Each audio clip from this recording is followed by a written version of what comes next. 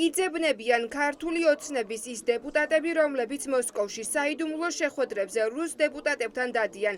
სკანდალში ოლიგარქის პარტია მას შემდეგ აღმოჩნდა, რაც რუსეთის სათათბიროს დეპუტატის წამოწდენის შემდეგ გაირკვა, რომ საქართველოს პარლამენტის წევრები ხშირად მოსკოვში იმყოფებიან. ვიქტორ ვოდოლაცკი რუსულ მედიასთან მიცემულ ინტერვიუში აცხადებს, რომ საქართველოს პარლამენტის წევრებთან მრავალი მიმართულებით შედგა კონტაქტი და ისინი რუსეთთან მეზობლური ურთიერთობების აღდგენისთვის მუშაობენ. არსებობს საქართველოს პარლამენტი იმ დეპუტატებით, რომლებიც მოსკოვში ჩამოდიან, რომლებიც იმ ურთიერთობის აღდგენასაც ცდილობენ, რომელიც მათი აზრით საჭიროა როგორც ქართველი, ისევე რუსი ხალხისთვის. მრავალი მიმართულებით ჩვენ თანამშრომლობა და კონტაქტები უკვე გამოგვივიდა. თუმცა საახალწლოდ ეს პრეცედენტი იმაზე მეტყველებს, რომ საქართველოს აღმასრულებელ ხელისუფლებაში, კერძოდ კი ძალოვან სტრუქტურებში კვლავ არსებობენ ისეთი ადამიანები, რომლებსაც არ სურთ, რომ რუსეთსა და საქართველოს შორის კეთილმეზობლური ურთიერთობები აღდგეს. ვინ არიან ივანიშვილის პარტიის დეპუტატები, ვინც კონკრეტული მიზნით მოსკოვს სტუმრობენ? გვარები რუს პოლიტიკოს რუსულ მედიასთან ინტერვიუში არ დაუსახელებია. დუმს ქართული ოცნებაც. ოპოზიცია კი ფიქრობს, რომ რუსი პოლიტიკოსის წამოწდენით დადასტურდა ის, რისი ეჭვიც მანამდეც არსებობდა. არსებობს კულუარული შეხვედრები რუსეთის წარმომადგენლებთან, რუსეთ-საქართველოს შორის ურთიერთობის აღდგენის შესახებ. ეს არის ასევე სახიფათო განცხადება, რომელსაც ქართულმა ოცნებამ პასუხი უნდა გასცეს, რა შეხვედრები არის რუსეთთან, ოკუპანტ სახელმწიფოსთან და რატომ არ ვიცით ჩვენ ამ შეხვედრების შესახებ.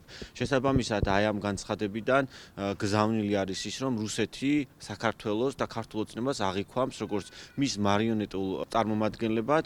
ეს არის პირდაპირ და მკაფიო აღიარება რუსეთის მხრიდან და დადასტურება იმისა, რომ ქართული ოცნების რეჟიმი ჩუმ მოლაპარაკებებს აწარმოებს რუსეთის ფაშისტურ ფედერაციასთან, რომელსაც კვლავაც ცხადია ოკუპირებული აქვს საქართველოს სუვერენული ტერიტორიის ნაწილი. ეს არის კიდევ ერთი ძალიან კარგი დასტური და წამოწდენა იმისა, რომ ირაკლი კობახიძე პირდაპირ და ღიად მუშაობს რუსეთზე.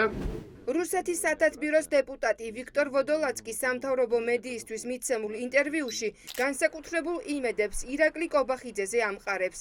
ის წუხს იმაზე, რომ რუსეთის მოქალაქეებს, რომლებიც ყირიმსა და დონბასის ქალაქებში, ნოვოროსიის ტერიტორიაზე არიან დაბადებულები, საქართველოში არ უშვებენ. რუსეთის ფედერაციის მოქალაქეებს, რომლებიც ყირიმის, დონბასის და ნოვოროსიის ტერიტორიაზე არიან დაბადებულები, საქართველო-რუსეთის საზღვარზე საქართველოს რესპუბლიკის მესაზღვრეებმა ეგრეთ წოდებული დაბადების ნიშნით გენოციდი მოუწყვეს. მიმაჩნია, რომ ეს ყველა პრინციპის დარღვევაა. დაბადების ადგილის ნიშნით ადამიანს იმ რესპუბლიკის ტერიტორიაზე შესვლას უკრძალავენ, რომელიც დღეს რუსეთთან კეთილმეზობლური ურთიერთობების დამყარებას ცდილობს. ჩვენ ვიმსჯელებთ ამ საკითხზე, ვინ არის დამნაშავე, რათა ირაკლი კობახიძე ჩაუღრმავდეს ამ პრობლემას. პუტინის დეპუტატი ირწმუნება, რომ ქართულ მხარესთან ამ საკითხზე მალე იმსჯელებენ და გაარკვევენ, ვინ არის დამნაშავე. ის ფიქრობს, რომ პრობლემა აღმასრულებელ ხელისუფლებაშია. პოლიტიკოსთა ნაწილი დარწმუნებულია, რომ ქართველი დეპუტატები მოსკოვში მოსალაპარაკებლად ჩუმად დადიან, რადგან თუ ამას საჯაროდ იტყვიან, იციან რა რეაქცია ექნება ხალხს. მე დარწმუნებული ვარ, რომ ქართული ოცნების გუნდში არიან ისეთი დეპუტატები, ვინც ივლიან დადიან რუსეთში და დარწმუნებული ვარ, რომ კრემლი ამ წელს კიდევ უფრო მეტს მოითხოვს და კიდევ უფრო მეტ ზეწოლას განახორციელებს ივანიშვილის რეჟიმზე, მაშინ, როდესაც ის საკუთარ ხალხს და ქვეყანას უპირისპირდება. თუმცა სახეზე გვაქვს პირდაპირ, ასე ვთქვათ, აღიარებით ჩვენება რუსების მხრიდან, რომ ოცნება იმის შემდგომ, რაც სრულ იზოლაციაში მოაქცია დასავლურ სამყაროსგან მოწყვიტა ქვეყანა, ყველა მიმართულებით ცდილობს, რომ პოლიტიკურად შემოიყვანოს ჩვენ ქვეყანაში რუსეთი, თუმცა არსებობს იმპერიალისტური მოთხოვნები რუსეთის, რომლის ასე ვთქვათ ლეგიტიმაცია ოცნებასაც კი უჭირს ქართულ საზოგადოებას. ვიქტორ ვოდოლაცკი ამბობს, რომ რუსეთის მოქალაქეებისთვის საქართველოში შესვლაზე უარის თქმა ყველა პრინციპის დარღვევაა.